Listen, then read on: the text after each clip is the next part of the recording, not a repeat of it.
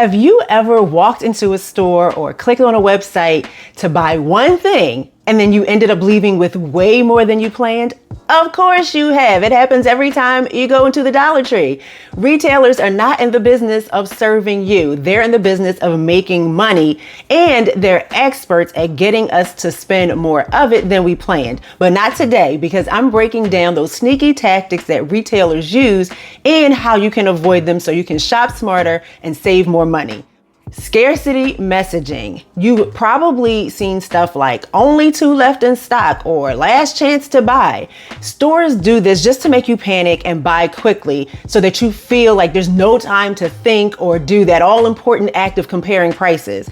They're trying to make you think that you should buy this thing even if you weren't planning to. And it's just all about playing on FOMO, that fear of missing out. Just take a breath and ask yourself, do I really need this? Or am I just falling for their dirty little tricks? Chances are you can find something similar somewhere else. That limited stock might not even be real.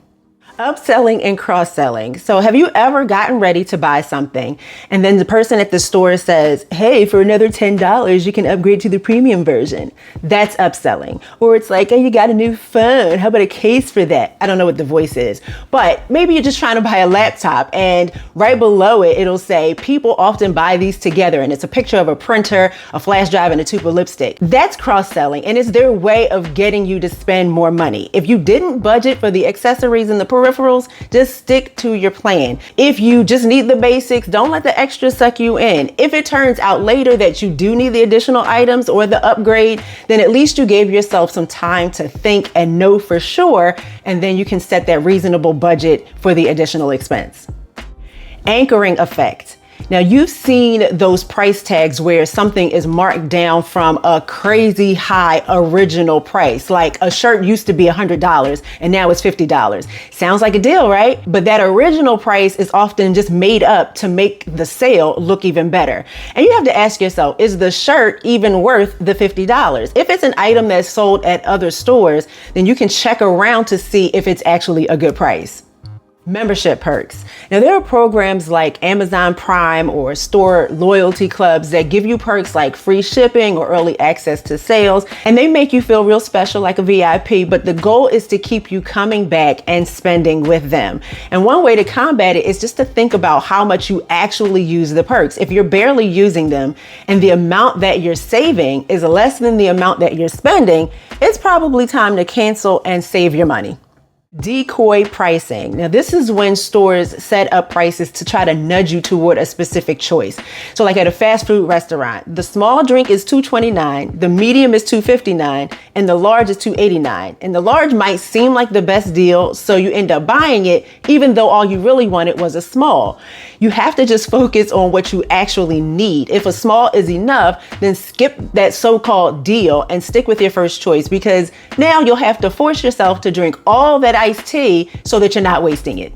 Free shipping thresholds. Now, let's just say you're shopping online and the store says spend $50 for free shipping. You've already got $45 worth of stuff in your cart, so you end up adding a $10 item just to avoid paying what would have only been a $5 shipping fee. Congratulations, you just saved -$5. Do the math. Sometimes it's cheaper just to pay for the shipping than to buy extra things that you don't actually need or even really want.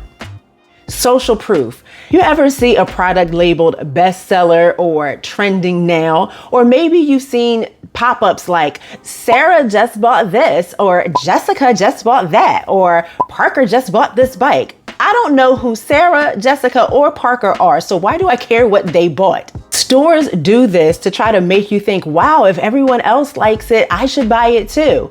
Please remember, just because something is popular does not mean it's worth your money or will meet your needs. You want to look for reviews on products that give you specific information about the quality of the product and its usefulness, not just generic opinions like I like it or it's great. you want a better indication about whether it'll be great for you. Gift wrapping and extras. Now, during the holidays especially, stores offer things like free gift wrapping or maybe assembly services, and it's just their way of making a purchase feel more special or convenient. But if they're a store that charges really high prices and you're going there because they have free wrapping, you would do better just to shop at a store with much lower prices or maybe even better sales and then do the wrapping yourself. It's going to save you way more money. Gamification. Now, have you ever earned points for shopping, or if you've ever shopped like a billionaire on Temu, I'm sure you've seen or even played the spin the wheel game to get a discount. Stores are trying to turn shopping into a game to make spending feel fun, even though it's still just spending. It's like, okay, if you tap something over here, it'll unlock a discount, but then that discount comes with a chance to get a deeper discount if you just tap on that little gift box, and then that unlocks another discount. But before you can access it, you've got to send this promotion to at least 5 of your long lost relatives and 3 of your classmates from kindergarten. And then if you buy 6 qualifying items in the next 10 minutes, then you finally get that 2% off discount. It's ridiculous and it's exhausting, and it's almost never worth the time or the effort. Just remind yourself, it's a trick to get you to buy more stuff and spend more money, and just stick to your plan. Ignore the fake prizes. Don't even look at them. Dynamic pricing. Prices will change depending on demand, the time of day, and even your search history. Ever notice flight prices going up the more you check them? That's dynamic pricing. It makes you feel like you need to buy fast before the price goes up even higher. And one way that you can combat this is, after you've been searching for something for a while, use incognito mode on your browser and then search again, or clear your browser cookies to see if the price comes down. And always compare the prices on different sites before you buy. Loss aversion. This is when stores try to make you focus on what you're losing if you don't buy. So it'll say, save $50 today only. Or if you're trying to cancel a subscription, they'll remind you of all the features that you'll lose. It's meant to make you second guess your choice. Just flip the script. Instead of thinking about what you're losing, think about what you're gaining by saving the money and cutting out the expense that you don't really need. Free gifts. Now, who doesn't love a freebie? But here's the catch. Those spend $50 to get a free gift offers will usually just have you overspending. Ask yourself, would I be buying this item or these items if I wasn't getting the free gift? If the answer is no, just skip it.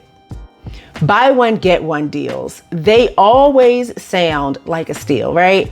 But sometimes they're not. If you didn't plan to buy the first item, you probably don't need the second one either. BOGO deals are only money savers for things you already needed or that you already know you use regularly. Just stick to your list, even if the deal is tempting. And when I say stick to your list, that means you have to have what? A list. That's right. If you know you are preparing to go shopping, make a list of the things that you need out of that shopping trip and how much you're going to allow yourself to spend. If you have to, start a couple of days ahead of time so that your list or your plan can be well thought out and thorough. Retailer tactics can be so sneaky sometimes, but now you are equipped and ready to outsmart them. No matter which tactic you come face to face with, the key is making a budget and sticking to your plan.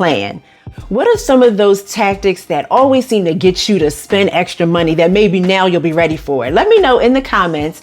And if you like this video, please give it a thumbs up. Share it with someone else that might find it useful. Subscribe to the channel if you haven't done so already. And I will see you in the next video. Bye.